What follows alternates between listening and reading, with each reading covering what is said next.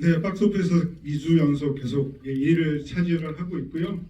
지금 첫 번째 지배를 가지게 됐는데 저 옆에 계신 현빈 배우님부터 일단 인사 말씀 듣고 시작해 보도록 하겠습니다. 네, 안녕하세요. 대한항공 참모중장 안중근 역을 맡은 현빈입니다. 네, 반갑습니다. 네, 이렇게 많은 분들이 지구에 또 이렇게 함께 해주시니까 또 기분이 좋네요. 네, 뭐 오늘 어떻게 답변이 될지 잘 모르겠지만 그래도 즐거운 시간이 되셨으면 합니다. 감사합니다. 네, 김성현 역할의 조보진입니다. 네, 반갑습니다.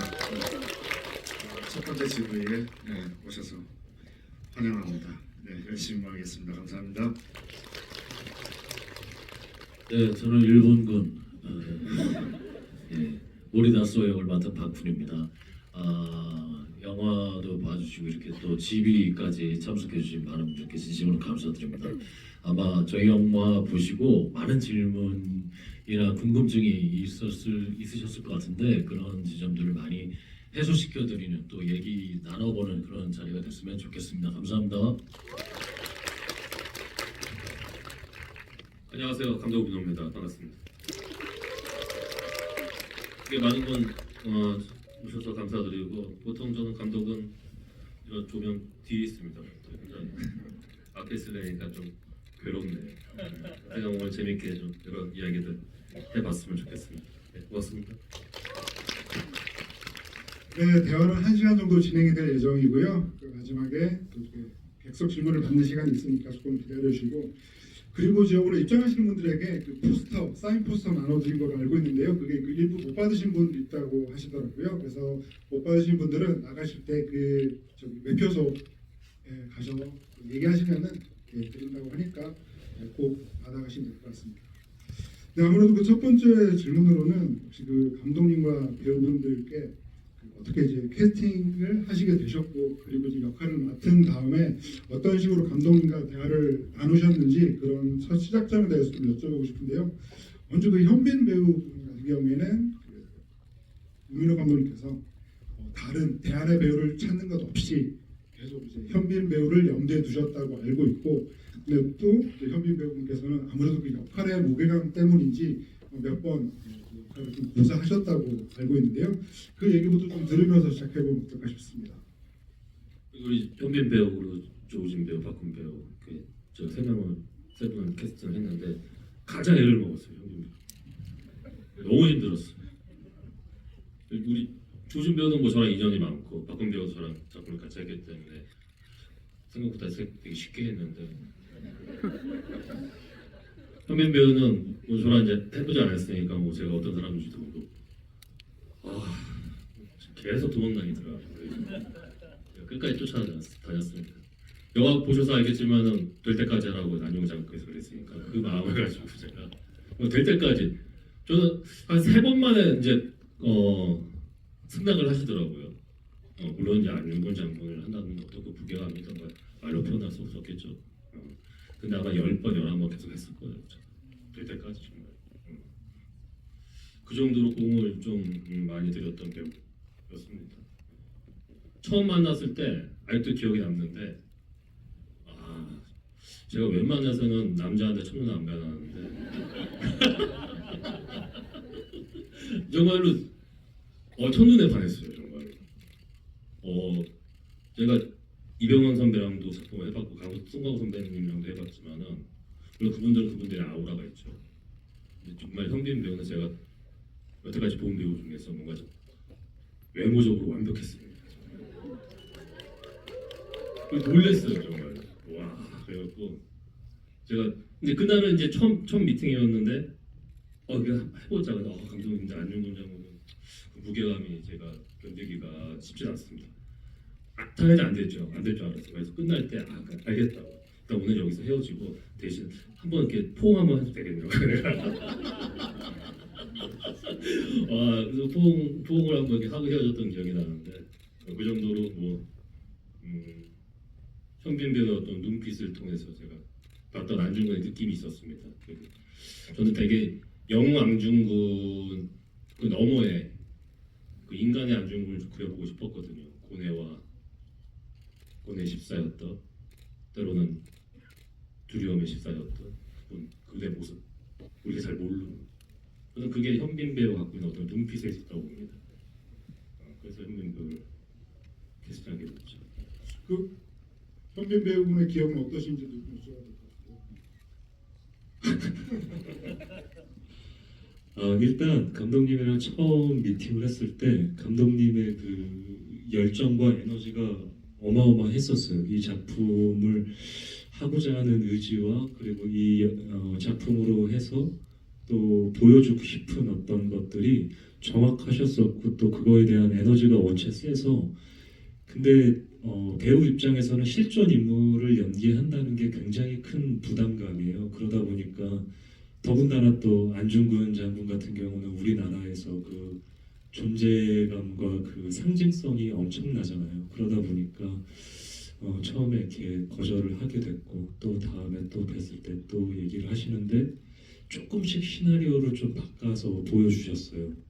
그래서 또 그걸 읽어보고 또 만나고 근데 저도 당연히 배우 입장에서는 우민호 감독님과 작품을 하고 싶은 배우 중에 한 명이었고 근데 하필 저한테 왜 이 책을 주셨을까 다른 책이었으면 흔쾌히 했을 텐데 이런 생각도 했었는데 근데 감독님의 그 에너지와 열정 이런 것들이 계속 오기도 했었고 또 반대로 생각해 보니까 제가 배우 생활을 하면서 이렇게 훌륭하신 분을 연기할 수 있을 기회가 얼마나 나한테 찾아올까 그리고 또 이런 기회를 얻을 수 있는 배우가 몇 명이나 될까라고 생각했을 때는 굉장히 큰 축복이고 감사함이더라고요. 그래서 감독님을 믿고 또 한번 열심히 해보자라고 해서 이제 결국은 네, 감독님에 넘어갔습니다. 네. 그리고 최종 결정하실 때 우민호 감독님과의 그 호응이 어느 정도 영향을 좀 미쳤나요? 쏙 들어오셨어요. 네, 그럼 그 조우진 배우에 대해서 여쭤볼 싶은데요. 뭐 역시 그 조우진 배우는 뭐 이전에 뭐 감독님하고 둘다 마야광을 함께 하셨고 뭔가 이 작품을 보고 있으면 역시 그 우민호 감독님이 이른바 뭐 조우진 사용 설명서 같은 게 있다고 하면 그걸 정말 잘 아시는구나라는 생각이 들었는데요. 마찬가지로 그 조우진 배우 캐스팅과 그 얘기에 대해서 좀 여쭤보고 싶습니다. 조우진 배우는 뭐 제가 발굴했습니다. 솔직히 뭐 여러분도 아시겠지만 내부자들에서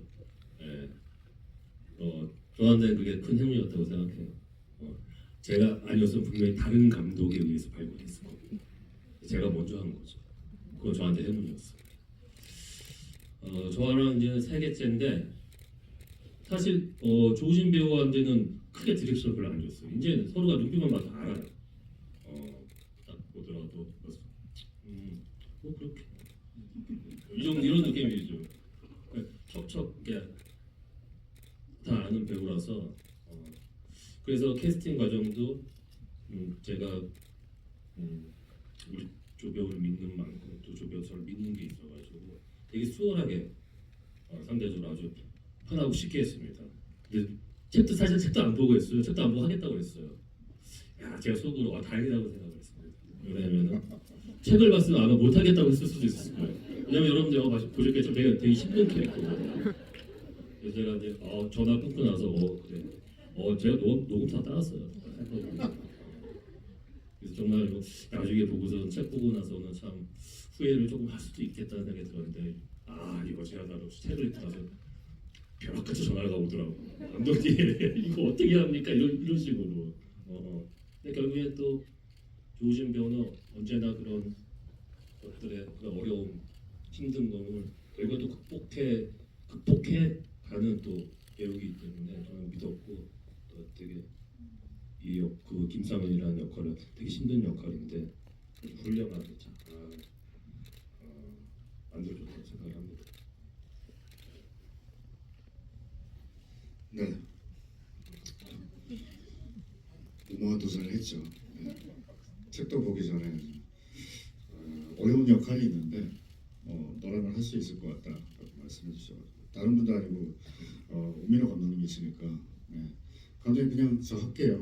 네 그렇게 말씀드렸고 그리고 이제 다음날 시나리오를 봤죠. 봤는데 네, 그때 결심했습니다. 다시는 이런 무모한 짓을 하지 않겠다. 꼭 책을 읽고 시나리오를 보고 말씀을 드려야 되겠다는 생각을 했고, 아까 좀 이제 뭐 농담 비슷하게 이렇게 후회라는 단어가 나왔는데 힘들긴 했습니다만은 네, 후회는 단 한 번도 해본 적이 없습니다.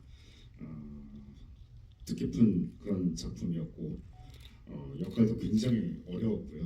네, 그래서 도전 의식을 불러일으키면 뭐든지 도전을 해봐야 된다는 저 나름대로의 그 배우로서 모토가 있었기 때문에 또 그 모토에 부합된다면 또 감독님께서 믿고 맡겨주신다면 당연히 해내야 되지 않을까라는 그런 각오를 하게 만들었던 그런 작품이자 인물이었던 것 같습니다.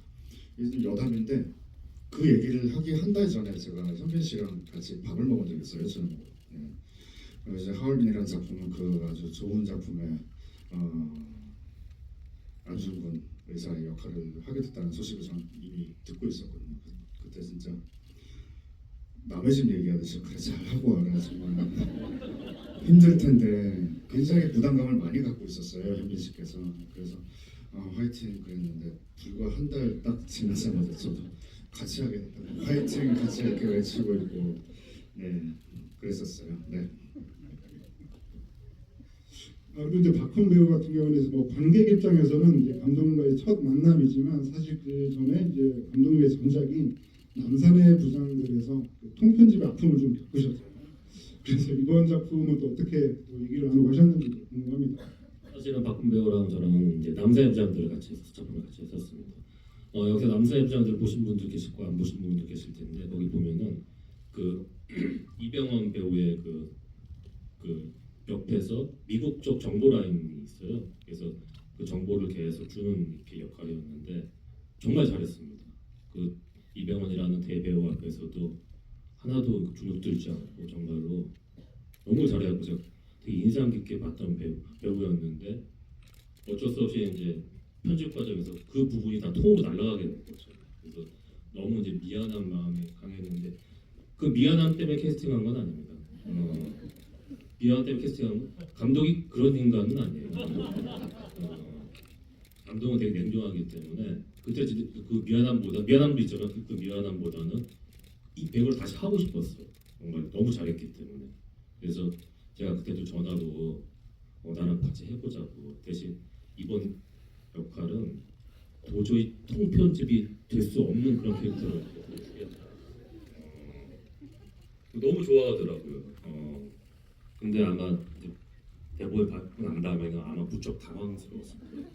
왜냐면 일본인 역할이니까는 일본말을 하는데 아마 어마어마한 고생을 했습니다. 네, 저는 감독님이 이 인터뷰를 하셔가지고 주변 많은 후배 배우들에게 어떤 희망의 아이콘으로 떠오르고 있어요.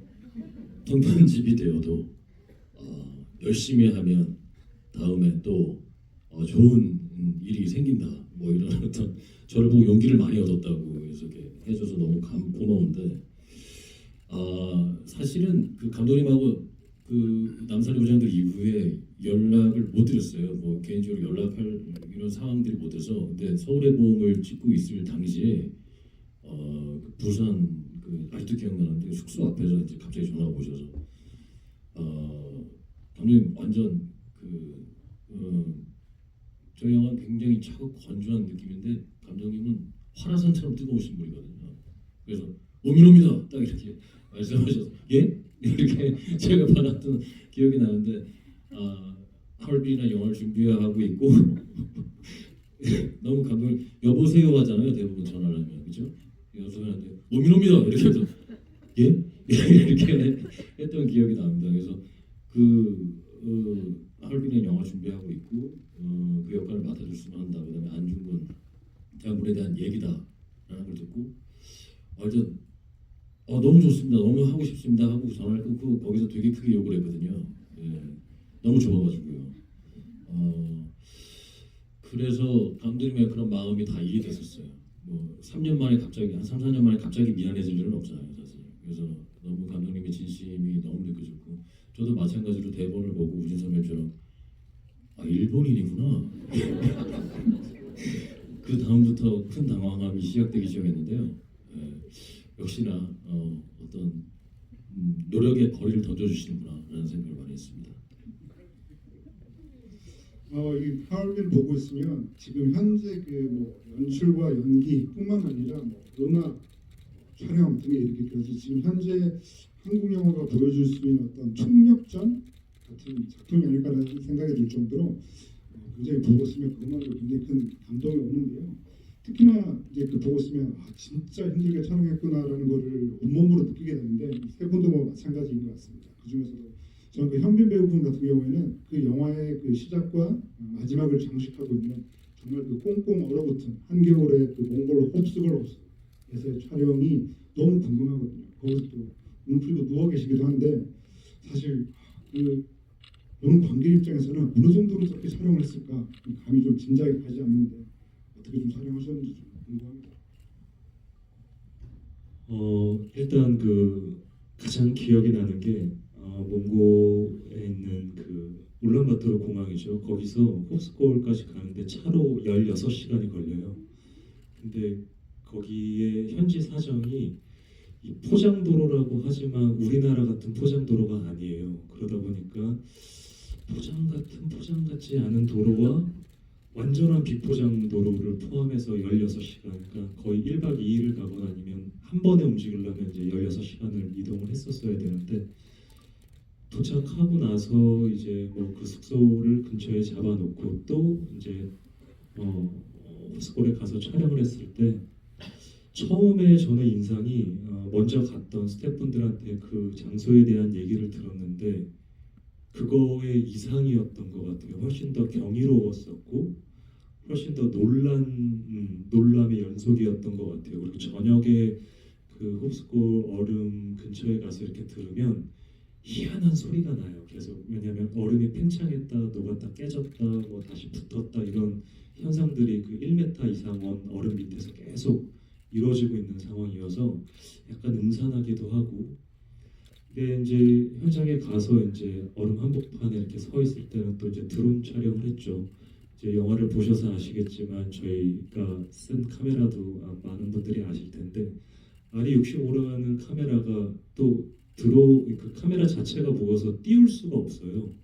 그래서 헐리우드 스태프분들이 오셔서 그 카메라를 이제 드론으로 띄워주셨고 날씨가 이제 한 영하 40도 정도 됐던 걸로 기억을 하는데 드론이 또 이제 배터리가 금방 이제 방전이 되는 거죠. 그래서 계속 띄웠다 내렸다 띄웠다 내렸다를 여러 차례 반복을 하면서 찍었고 계속 그런 기억인 것 같아요. 그러면서도 마지막 장면 이제 나레이션 찍는 장면에서는 지금도 안 잊혀지는 것 중에 하나가 감독님께서 디렉션을 주시는데 제가 아는 모든 단어가 총 출동했던 디렉션이었어요. 근데 그 단어가 너무 많아서 제가 기억이 잘 안 나요. 그래서 감독님한테 한번 여쭤보고 싶어요. 혹시 기억나시는지?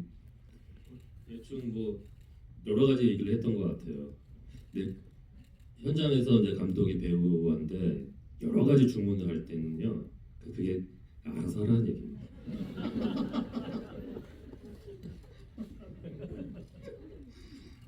네. 알아서 정말로 잘 보셨지만 알아서 잘 했잖아요. 우리 현빈 배우가 너무나도 기가 막히게. 그렇죠? 예. 전 조우지 배우의 그 연기 장면 중에서는 혹시 그 고문당하는 장면이 가장 좀 기억에 남아요.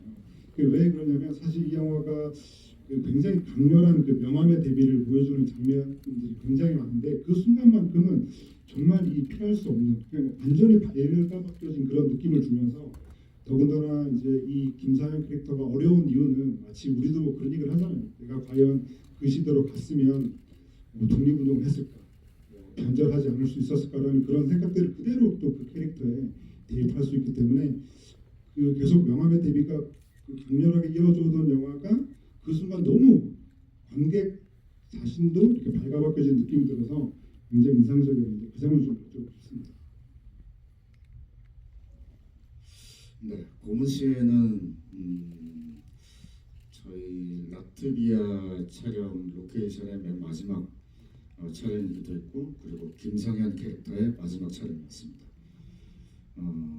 스케줄표를 이렇게 딱 봤더니 고문 씨는 맨 마지막에 가 있더라고요. 그래서 그때부터 저는 계속 곡기를 끊고 네, 진짜 안 먹었어요. 안 먹고 뭐 저녁에 이제 배우들끼리 모여서 뭐 먹으면은 이제 조금씩 같이 먹고 가끔씩은 뭐 빈속에다가 소주도 이렇게 들이키고 뭐 그렇게 했었는데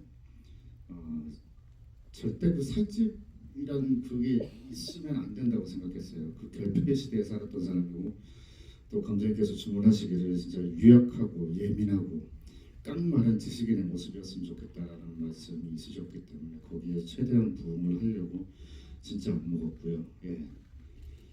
그때 참 대기하고 있는데 홍경수 촬영 감독님하고 감독님하고 오시더니 한번 엎드려 보라고 네, 다 벗은 상태에서 한번 엎드려 보라고 하시더니 두 분이서 아우 그러시면서 뼈 드러난 거 이걸 다 찍자고 그렇게 하시더라고요. 그래서 정말 그 솔직한 그 상황에서의 심정, 정서, 감정을 표현하려고 아무것도 계획을 하지 않았습니다. 단지 이제 전달해야 될 대사는 분명히 있으니까 그것을 어떤 톤으로 해야 되겠다는 뭐 그냥 숙지만 했었고요. 어떤 톤으로 해야 되겠다는 생각 전혀 없었고요. 나중에 저도 봤더니 모니터를 바로 못했고요. 사실은 맨정신이 아니었기 때문에 후에 봤을 때 살면서 저한테 저런 소리가 날지 정말 몰랐었어요. 이 고문이 보통 그 신체를 가해하면서 고문하는 신들이 대부분 많았었는데 이거는 처음 보는 유형의 고문신이다. 그러니까 어떤 고통을 담아낼지 굉장히 고민이 많이 됐었습니다.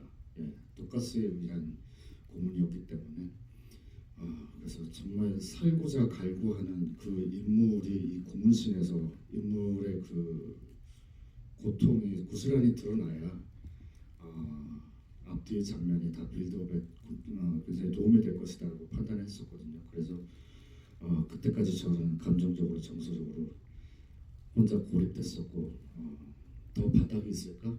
감정에 더 바닥이 있을까? 그렇게 계속 밑으로 파고 내려갔었던 그런 기억인데 과연 몇 번이나 찍을 수 있을까라고도 생각도 안 했고 두 번째 테이크 때인가 아마 그때 감독님께서 두 번째 테이크 찍을 때 오셔서 저는 그냥 엎드려 있었고요. 이 공간을 카메라 앵글하고 상관없이 홍경표 촬영 감독이 다 잡아줄 테니까 다 세팅을 해놨으니까 마음껏 움직이라고 그 고통을 그대로 표현을 해보라는 거죠. 느껴지는 고통을 그대로 표현을 해보라고 하셔서 했는데 그 두 번째 테이크가 끝나고 나서 이제 무슨 디렉션이 올까 그렇게 또 엎드려서 있는데 감독님께서 갑자기 손을 이렇게 딱 내미시더라고요. 수고했다고.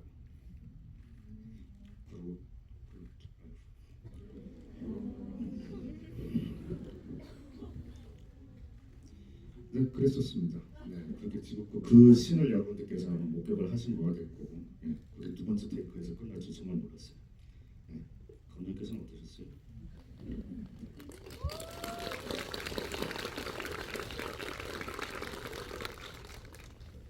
그런 씬을 찍을 때는 일단 뭐 배우가 제일 고통스럽죠. 근데 감독도 되게 고통스럽습니다. 그걸 지켜보는 입장에서. 우리는 동지거든요. 근데 그 배우가 그 연기를 할 때 아까 현빈 씨도 마찬가지지만 목화의 40도에서 안중근의 얼굴을 여러분 보셔서 알겠지만 한 가지 어떤 말로 정의될 수 없는 얼굴이 기절 말했어요. 그런 얘기들을 주문을 했고 계속. 그리고 우리 조우진 배우도 마찬가지로 그런 고문신에서 그 배우들이 혼신을 다해서 그렇게 고통스러움을 감내하면서 연기하는 모습을 지켜보는 감독도 매우 고통스럽습니다. 정말로. 근데 어쩔 수 없잖아. 일이니까. 아무래도 그렇게 되는 거예요. 그때도 참 현빈 씨도 그렇고 우리 우진 씨도 그렇고 너무 잘 나왔으니까 고생했다. 그 감독이 해줄 수 있는 얘기는 가서 손 내밀고 박수 한번 하면 잘했다. 완벽해. 제가 완벽해라는 말을 좀 자주 합니다. 퍼펙트하다. 고생했다. 박근 배우도 그런 퍼펙트한 경우가 많으셨죠? 저는 사실 제가 이 그 고문씬의 어떤 관전자였거든요. 그렇잖아요. 거기에 제가 있잖아요. 그래서 제가 그날 상황을 정확하게 기억합니다. 전 촬영 통틀어 현장의 예민함이 최고치였고요. 이렇게 말씀드릴 수 있어서 정말 다행인데 왜 그러냐면 선배님은 고통에 울부짖었고 감독님은 또 우린 선배님의 그 노력에 고마워서 울부짖었고 끝나고 엄청 우셨어요. 진짜로 너무 고맙고 그다음에 그 장면들 보면서 그 독립 그 투사들이 그렇게 했겠지에 대한 그걸로 막 우셨어요. 두 분 다 막 울고 되게 그 현장의 분위기가 아직도 기억나요.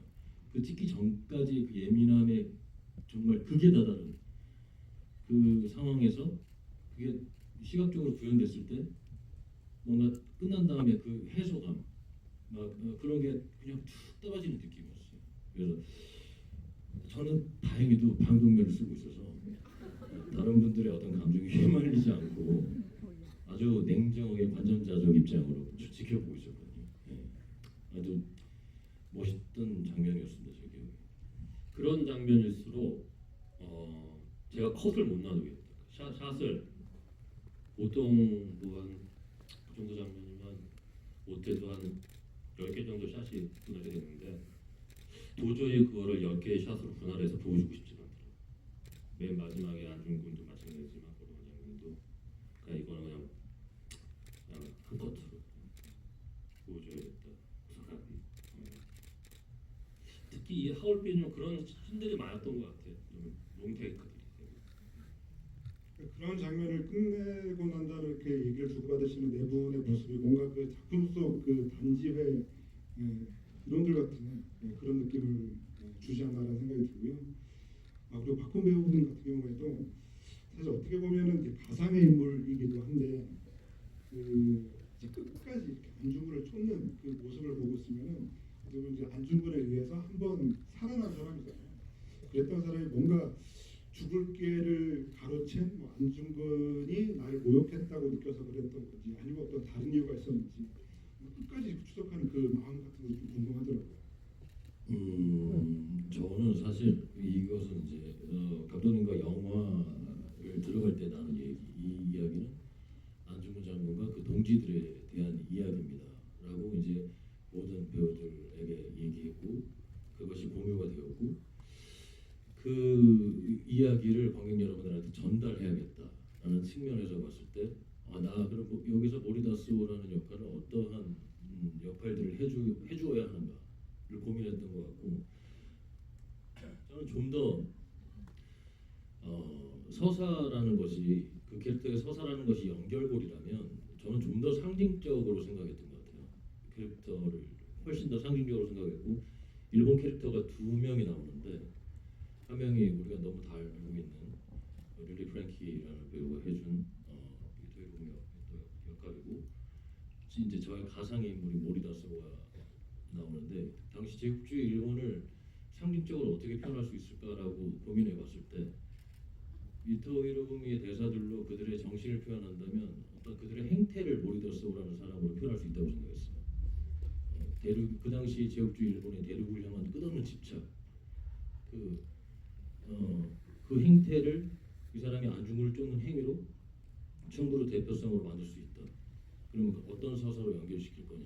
나는 그 당시에 대륙을 넘보는 승리자의 입장인데 이 나라도 없는 사람들이 와가지고 나한테 이런 모멸감을 줬을 때 우리의 입장에서는 그 당시에 제가 전쟁에서 잡힌 안중근과 대등하다고 생각하지만 당시에 군인의 입장으로 봤을 때는 과연 대등할까? 그들로 군대로 인정하지도 않는데 내가 생각하는 되게 하등의 사람들이 그런 사람들한테 잡혀서 내가 풀려났을 때 그 모멸감과 그런 걸로 굉장히 집착적 성격이 강해졌다고 생각했고 또 감독님이 그런 것들을 어떤 서사의 스토리나 이런 것들을 표현하기보단 함축적으로 상징적으로 어떤 모습으로 구현할 수 있을까 해서 삭발을 하자고 이제 제안을 해주셨고 저도 이 안중근을 만난 다음에 이 사람이 변화되고 더 집착적이고 더 이 제국주의나 군국주의에 몰입된 모습을 보여주는 것을 그 모습으로 표현하는 것이 너무 좋다라는 생각이 들었고 그래서 정말 감독님 처음부터 주문하셨던 거였어요. 그 박훈 배우의 없었던 사람들이 못 본 얼굴을 새로운 얼굴을 나는 원한다. 그래서 저도 그냥 삭발은 안 된다. 아예 내가 달라 보여야 된다. 이런 생각을 많이 했던 것 같고 그래서 삭발을 하고 이제 문신을 해갖고 헤어 라인하고 구레나루 라인을 그 당시에 자료를 이제 찾아봐서 그걸 구현해냈고 그런 식으로 이제 안중근과의 서사 또 이 사람들 그 당시에 제국주의의 일본의 행태 이런 걸 상식적으로 표현하려고 했던 것 같고 그 과정에 이제 안중근이 어떻게 보면 흑역사 그래서 개인적 복수라기보다는 뭐 한번 갈 때 포로 이렇게 쏘잖아요. 개인적으로 정말 원한이 있으면 끝까지 가서 찾아서 어떻게 대면을 하고 막 이랬겠지만 그 정도로 보지 않아요. 위에서 그냥 폭격해서 쓸어버리고 끝 그냥 이 정도의 상황으로 생겼는데 살아있다는 얘기를 듣고 다시 과몰입하게 되는 그런 캐릭터를 아마 해서 광적으로 이렇게 쫓는 인물이 탄생했던 것 같아요. 그 시간이 꽤 많이 지났네요. 그러다 보니까 그리고 하나 더 이제 여쭤보고 싶은 건요. 그 뭐 감독님과 뭐 현빈 배우뿐만 아니라 뭐 다른 두 배우분에게도 뭐 적용되셨을 것 같은데 사실 이 정도로 그 하나의 중심 인물을 다루는 작품을 하고 있으면 왠지 그 안중근 장군님에 대한 꿈도 꾸시지 않을까라는 생각도 해보게 되고 그럼 만약에 이제 안중근 이라고 하는 역할을 이렇게 파고들면서 직접 만에 하나 뭐 타임머신을 타고 가서 안중근 장군을 만났다면 좀 여쭤보고 싶은 것도 있지 않을까라는 생각이 들기도 하고 혹시 뭐 감독님과 의견이 어떠신가요? 이 작품에 대해서 감독님한테 제안을 받고 그리고 촬영이 시작되고 끝나는 시점까지 단 하루도 안중근 장군에 대한 생각을 안 한 적이 없는 것 같아요. 네, 자료들을 찾아보면서 인간으로서 이분은 이 30이라는 젊은 나이에 어떤 생각을 하고 어떤 두려움에 휩싸였을까 이 생각을 상상을 매일 했던 것 같은데 결국 답은 못 찾았죠. 제 상상 안에서 그리고 감독님의 디렉션에 의해서 이제 작품을 찍었지만 정말로 말씀하신 대로 꿈속에 한번 나타나 주셨으면 바랄 때도 있었어요. 그래서 뭔가 나한테 조그마한 힌트 하나만 던져주셨으면 그래서 그때 그냥 촬영 카메라에 서야 되는 촬영 중에 꿈에 나오셨으면 그거를 한번 여쭤보고 싶어요. 영화 속에서 안중근 장군은 우리가 아는 지금 영웅으로서의 모습보다는 계속 실패하는 사람으로 그려져 있어요. 그러다가 이제 거사가 성공을 한 게 한 번으로 돼 있는데 그 거사를 치르러 가시기까지 가장 힘들게 한 게 뭔지를 한번 여쭤보고 싶었어요. 네, 어떤 거였는지. 근데 이제 카메라 밖에 이제 나온 상태가 됐고 촬영이 끝났으니까 지금 혹시라도 이렇게 꿈속에 나타나 주신다면 어디 계신지 여쭤보고 싶어요. 네. 혹시 감독님은 꿈 꾸신 적 없으신가요? 제가 꿈을 잘 꾸진 않습니다.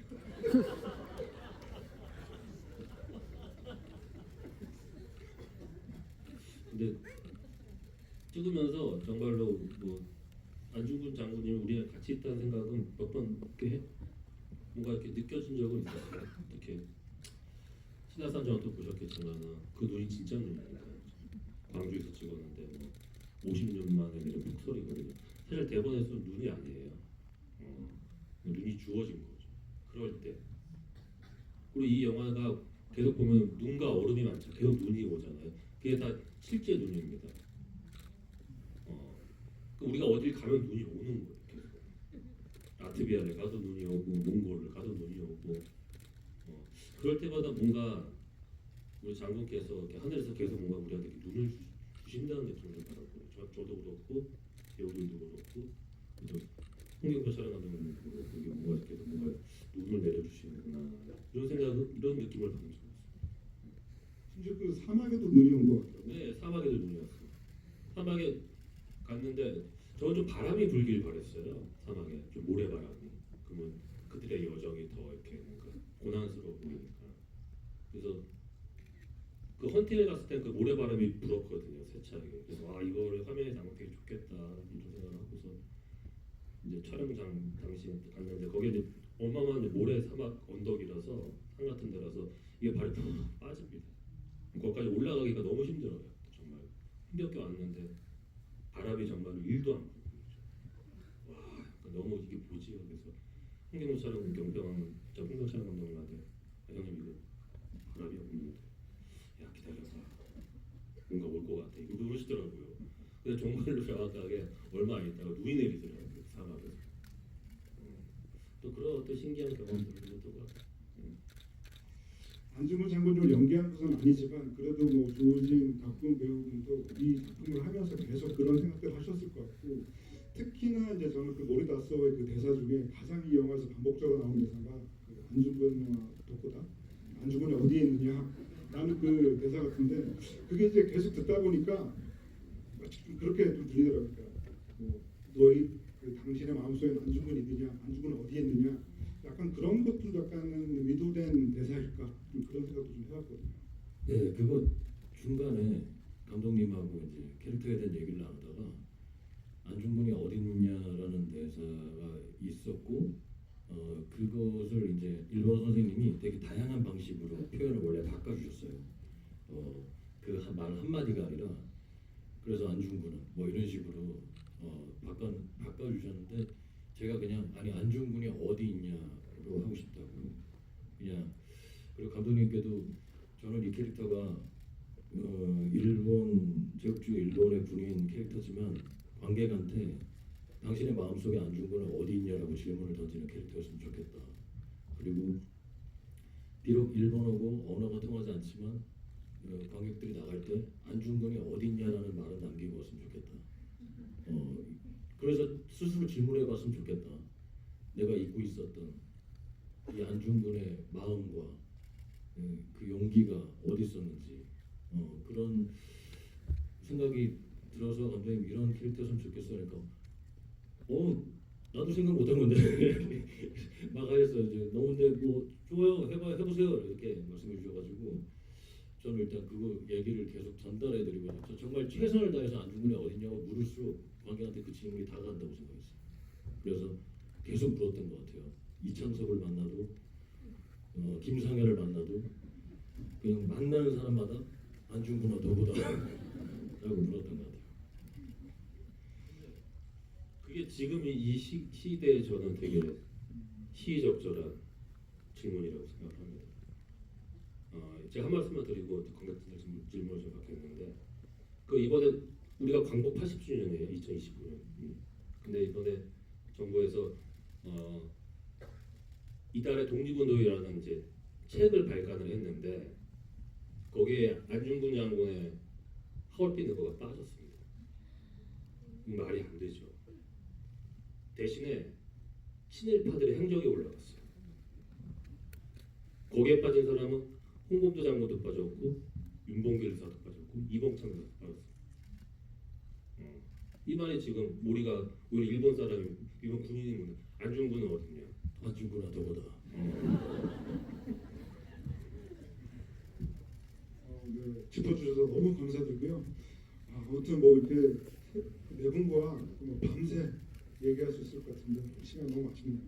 이제 객석순으로 받아보려고 하는데요. 그 질문자로 뽑히신 분들에게는요 선물로 여기 그 8.15 동아연필인데 여기 이제 광복절 연필이라고 써 있습니다. 이거를 선물로 드리도록 하겠습니다. 손 들으시면 마이크 전달드리겠습니다.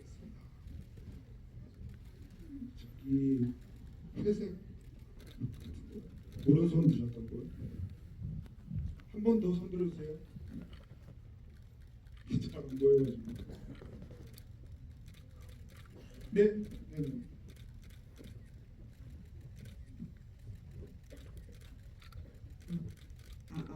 안녕하세요. 저는 촬영할 때 그 빛의 대비에 대해서도 아까 말씀해 주셨는데 김상현과 우덕순이 마지막으로 그 창고 안에서 대화를 할 때도 빛의 대비가 눈에 띄었는데 보통 빛과 어둠 하면은 선한 것이 빛에 있고 악이 어둠에 있잖아요. 근데 그 장면에서는 김상현한테 비치고 우덕수는 오히려 그림자 속에 있더라고요. 그래서 그 부분 연출에 대해서 어떻게 의도를 하고 연출하셨는지 궁금해서 그걸 여쭤보고 싶어요.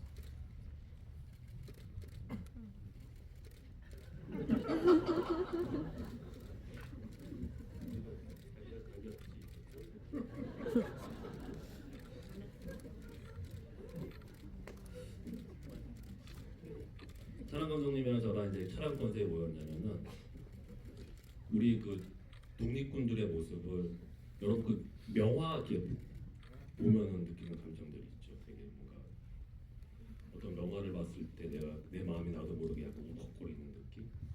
그게 촬영 컨셉이었어요. 그래서 되게 그들이 나오는 어떤 장면들이 되게 명화를 보는 듯한 느낌이었으면 좋겠다. 그래서 그 명화들의 라이트를 많이 참조했습니다. 특히 카라바조의 그림을 많이 보고서 참조를 한 줄기 라이트가 들어왔을 때 우리 독립군들이 많이 좀 어둠 속에 있어요.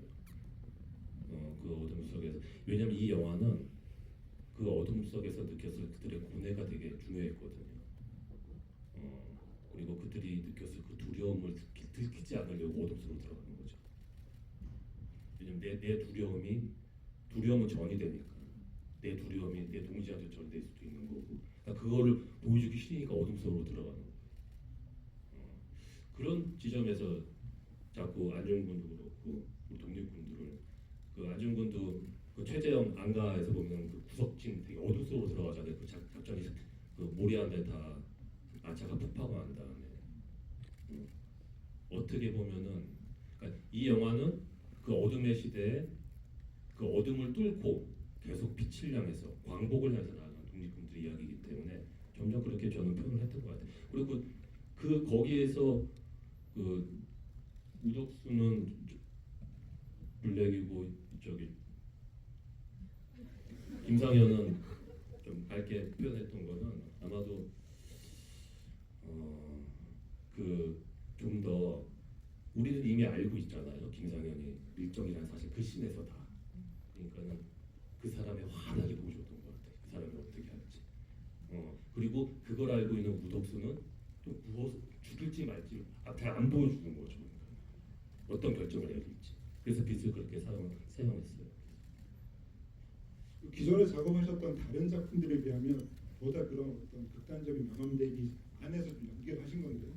그 뭐 배우분들의 그 연기는 어떠셨는지 좀 공간에 계셨던 소감이랄까요?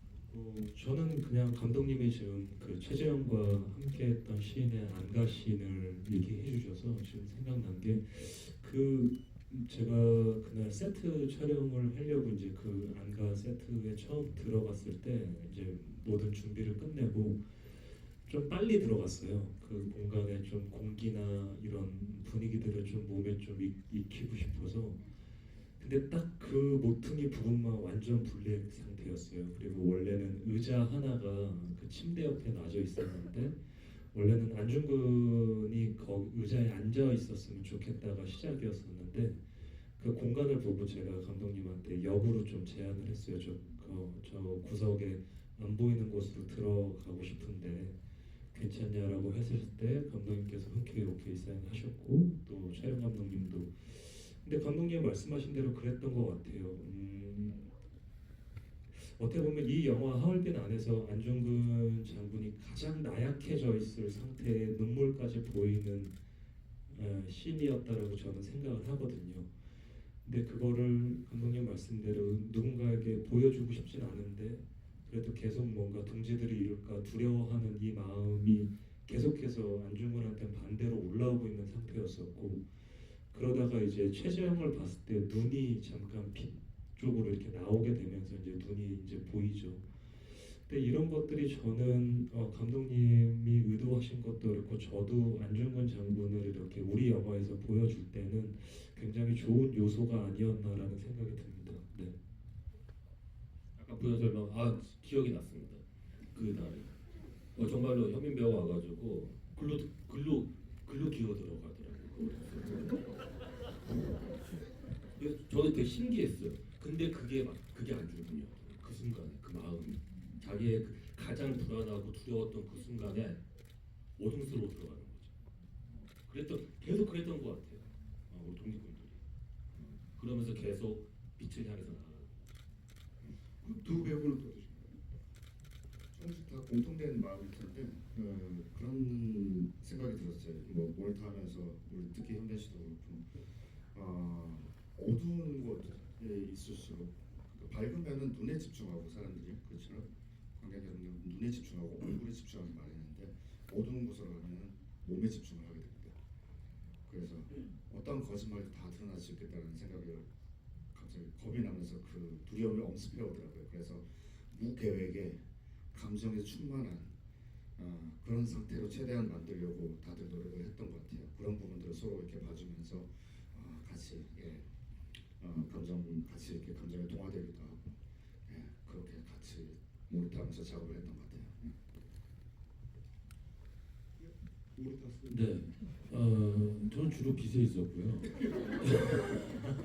농담이고 저도 독립군들의 장면들을 보면서 아까 그 현미 씨도 말씀해 주셨지만 그 장면 너무 인상적이었거든요. 골방에서 그 빛이 떨어졌을 때 이게 큰 화면으로 보면 더 잘 보이는데 그래서 저희가 아마 극장에서 보면 더 좋은 이유 중, 그러니까 극장 시네마의 이유인 것 같기도 한데 유재명 선배님 그 눈물 방울이 떨어지는 게 빛으로 이렇게 딱 잡힙니다. 그리고 정말 감각적인 분들은 다 아시거든요. 이게 딱 그게 빛에 딱 잠기는데 어둠 속에 있는 그 사람을 봤을 때 눈물이 그 빛에 떨어지고 그 이상한 이거 제 감독님 같은데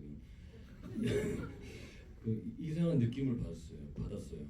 또 그 이거를 끝내고 창가로 가서 빛을 바라보면서 이렇게 쓰도록 하지 하면서 이렇게 읊어주는 최재형의 모습. 그러니까 빛을 향해서 서 있는 사람들이 꽤 많이 기억 남아요. 공부인도 그 정체되어 있던 사람도 처음에 이 창가 쪽을 향해서 있었고 그런 모습들이 참 이 빛과 어둠의 대비로 그런 메시지를 잘 전달했던 것 같아요.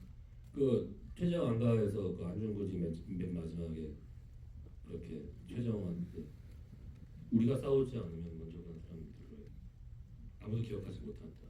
그러면서 이제 꺼꺼 울잖아요.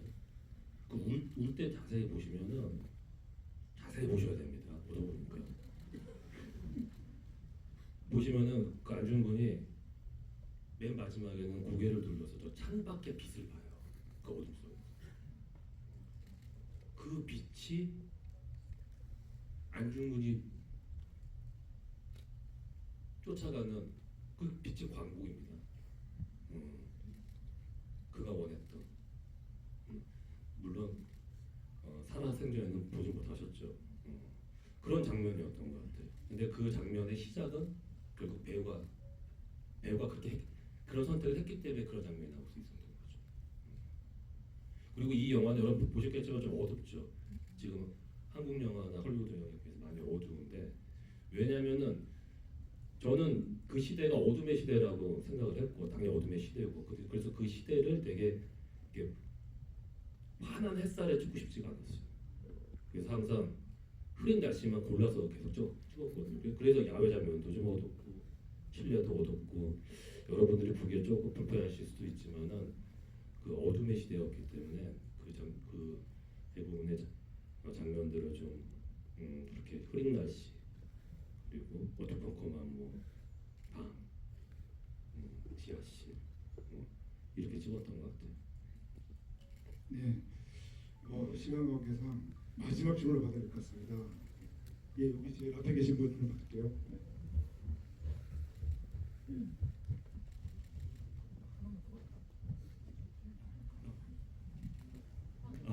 안녕하세요. 저 그 마지막 거사 이후에 마지막에 그 포레아우라는 게 어떻게 보면 되게 역사적인 외침이잖아요. 그거를 감독님께서는 그 어떻게 표현하고 싶으셨는지 그리고 현빈 배우님께서는 그 역사를 그 연기를 하기 위해서 어떤 고민을 하셨는지가 좀 궁금합니다. 빠르게 답변드리겠습니다. 시간이 정말 좋은 질문입니다.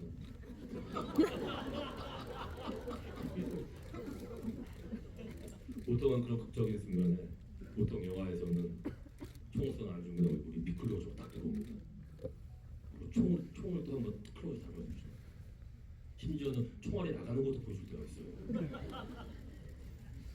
그리고 그거에 맞고 떨어지는 이떨 조음을 또 딱 잡아줍니다. 까라 우라라고 외치는 또 안중근 얼굴을 또 화면 가득히 보여줍니다. 보통 그렇게 보여줘요. 근데 그게 드라마틱하고 극적이고요. 근데 저랑 촬영 감독님이랑 고민 그때 그렇게 보여주지 말자. 이미 다른 영화에서도 많이 보여줬고 이건 그리고 제가 우선적으로는 첫발 딱 쏘고 난 다음에는 제가 직부가 바로 확 뜬 거는 뭐냐면은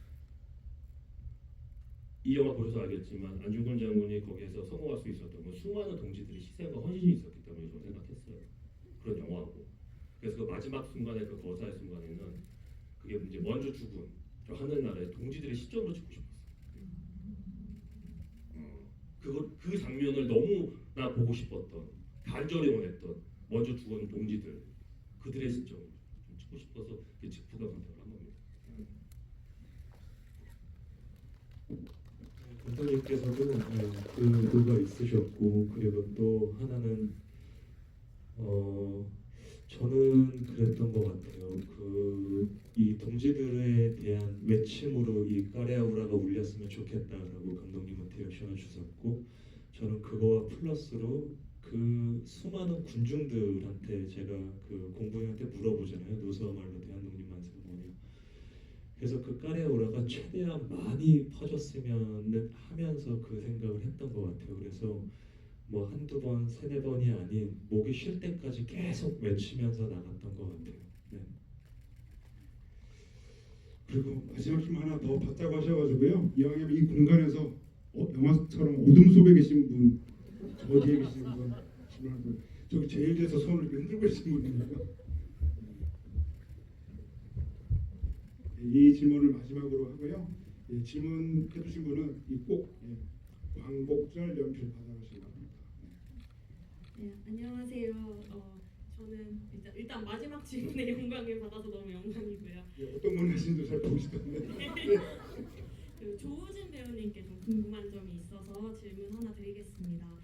그 영화를 보고 나니까 그 언론 시사회에서 왜 박정민 배우가 보고 싶다고 했는지 알 정도로 우덕순과 김상현의 관계가 되게 눈에 많이 들어오더라고요. 그들의 서사도 좀 궁금해지고 그리고 이제 어쨌든 김상현이 본인만 밀정임을 알고 있었을 때도 그리고 밀정임을 걸렸을 때도 그리고 모리를 죽이고 왔을 때도 굉장히 큰 사건마다 우덕순이 함께였더라고요. 김상현과.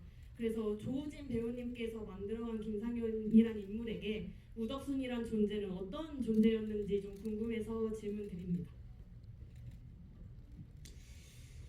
가장 가까이 있는 친구이자 저 한 소끔 성장하게 만드는 그런 안중근 의사도 있지만은 그걸 옆에서 같이 목도해주는 선생님이자 스승 같은 사람이자 되게 복합적이었어요.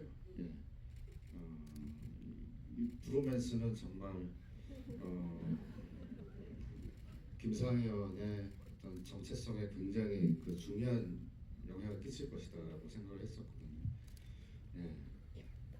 또 보고 싶네요. 라티비아에서 혼자 사진 찍어서 저한테 막 보내주고 하더라고요. 뭐 같이 공유도 하고 그랬는데 그런 사람이지 않을까 싶습니다. 이 둘의 관계의 어떤 끈끈한 애틋함 같은 것들이 뭉게뭉게 아주 폭넓은 감정으로 여러분들께 전달을 할 수 있어야 이 위대한 여정이 더 풍성해질 거라고 생각했고 안중근 의사의 그 선택과 나아가는 여정 자체가 굉장히 더 찬란해지고 더 거룩해질 수 있지 않을까. 그에 굉장히 중요한 영향을 끼칠 수 있지 않을까 이 둘의 관계가요. 그래서 함께하는 장면, 특히 그 단둘이서 담배 피면서 술 마시는 장면 있잖아요. 낭만을 넘어서서 이 둘의 어떤 관계가 굉장히 끈끈하게 드러나야지 이 작품을 봤을 때, 이 장면을 봤을 때 설득력이, 둘의 관계가 설득력이 있으려면 그 장면이 굉장히 중요하다고 생각해서 제가 정민 씨한테 정말 어려운 장면인데 같이 대본 리딩도 우리끼리 좀 한번 해보지 않을래 해서 여러 번 거듭해서 이제 만든 장면이라고 볼 수 있어요. 그래서 그때 다른 어떤 장면보다 정말 행복하게 작업을 했었고요. 둘이서 그 공연불 얘기하면서 같이 웃잖아요. 대본 리딩을 같이 했으니까 또 그런 어떤 그 배우 또 역할로서 공감을 좀 형성하면서 낭만도 그렇고 이 여자의 어떤 그 고난 같은 것들도 함께 좀 담겨서 여러분들이 좀 전달할 수 있지 않았나라는 생각을 했습니다. 네. 부연설만 간단하게 하면 빨리 하겠습니다. 삭제된 장면이 있어요 초반에. 그래서 그 장면이 이제 아마 여러분들에게 보여줄 기회가 생기면 좋을 것 같은데 그 두 캐릭터에 대해서 김상현은 그 당시에 양반이었습니다. 양반이었고 우덕수는 동아운동을 했던 사람이에요. 설정이. 그래서 양반을 때려잡는 사람이었어요. 양반이 싫으니까. 둘의 관계 그렇게 시작이 됩니다. 근데 나라를 빼앗겼는데 뭐 양반이고 상놈이고 어디 있습니까? 같이 손잡고 싸워야죠. 그런 장면이 있어요. 좀 아쉽긴 했지만은 뭐 편집이 됐는데 아마 추가 장면으로 아마 보실 수 있으실 것 같아요. 저희들이 그런 걸 좀 이렇게 릴리스 하려고 하니까는. 시간이 너무 아쉽습니다. 그리고 올해 새 2025년 동계 아시안 게임에서 아시나요? 2월 7일 하얼빈에서 열리는데요. 그때까지 더 많은 관객이 이 작품을 보면 좋지 않을까 이런 생각을 해보면서 오늘 마무리하면서 그래도 오늘 마지막 인사 말씀 듣고 마무리하도록 하겠습니다. 우선 이렇게 늦은 시간까지 함께 해주셔서 너무 감사하고요. 영화 좋게 보셨다라고 저는 생각하겠습니다. 네, 주변에 아직 안 보신 분들한테 많은 좋은 얘기 해주셨으면 좋겠고요. 저도 뭐 감독님처럼 또 너무 많은 얘기를 또 여러분들과 하고 싶은데 시간상 어쩔 수 없으니까 또 만날 수 있는 기회가 있겠죠. 늘 건강하시고 새해 복 많이 받으십시오. 감사합니다. 네, 정말 감사합니다. 잘해 주셔서 또 소중한 질문 해주셔서 네, 정말 감사합니다. 뭐 시원하게 정말 그것을 드릴 수는 없지만 저희 영화 배우상도 그렇고 오늘 말씀드린 이런 부분들 스포일러는 꼭 좀 지켜주셨으면 좋겠습니다. 네, 아직 안 보신 분들 많으니까요. 네, 부탁드리겠습니다. 오늘 수고해주신 먼저 주성철 편집장님께 박수 한번 부탁드립니다. 무뱅샷 때도 늘 말씀드리는 건데 다시 또 수백 번 말씀드려도 아깝지 않은 말인 것 같습니다.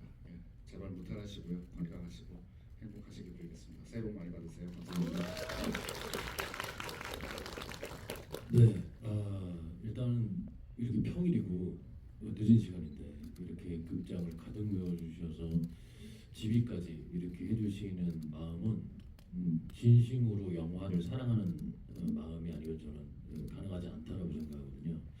근래에 극장이 참 힘들다는 얘기를 저희가 영화하는 사람으로서 많이 하는데 저희 영화가 뭐 용기와 어떤 희망에 대해서 이야기하는 영화라면 저도 오늘 좀 이렇게나 영화를 사랑해 주시고 또 하얼빈이라는 영화도 그렇지만 이렇게 영화를 사랑해 주시는 분들이 많구나 하는 그래 괜찮아질 거야라는 용기와 희망을 얻고 갑니다. 진심으로 참여해 주셔서 감사합니다. 불을 밝혀야 한다. 불을 밝히면 사람들이 모일 것이다. 사람들이 모이면 우린 불을 들고 함께 어둠속으로 걸어갈 것이다. 안중근 장군의 말씀처럼 저는 이 불이 용기고 양심이라고 생각했습니다.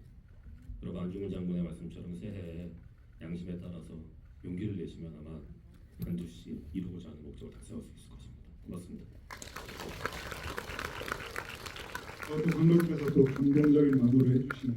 네, 오늘 함께 해주신 많은 분들께 큰 박수 드리면서 마무리하겠습니다. 감사합니다.